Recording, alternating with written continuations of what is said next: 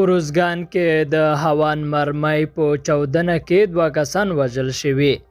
د اروزګان ولایت د امنیه قومندانۍ بیان د غولي قریشي نن ازادي راډیو ته ویل چاودنه پرون د خاص اروزګان په شیشپیر سیمه کې شوې ده. هغه وایي چاودنه د هوان د یوې ناچاودې سرګلولې له امله رامنځته شوې ده چې په نتیجه کې 2 کسان وژل شوي.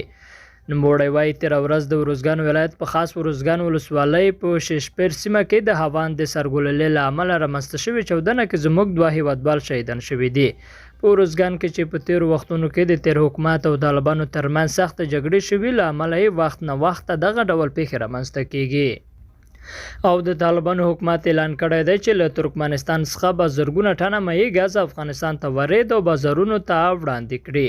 د طالبانو د ریاست الوزرا د اقتصادي معاونیت په وخت خپره شوې اعلامیه کې ویل شوي دي چې د حکومت د اقتصادي سکتور په غونډه کې هوکړه شوې ده چې ترکمنستاني شرکتونو ته به اجازه ورکړل شي چې د خیراتان، اقیاني او تورغونډۍ بندرونو له لارې افغانستان ته مایع ګاز ورید کړي.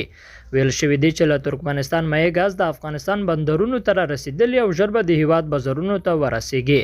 وروسته له هغې چې په نړیوالو بازارونو کې د نفتو بیې پورته ولاړې، په افغانستان کې هم د نفتي توکو بیې لوړې شوې دي. اوس مهال د هیواد په بازارونو کې 1 کیلو مایع ګاز 15 افغانۍ پلورل کېږي چې د بیو له لوړوالي مخکې 1 کیلو مایع ګاز په شاوخوا 80 افغانۍ پلورل کېده. قدرمنو دوستانو له ملتیا مو مننه.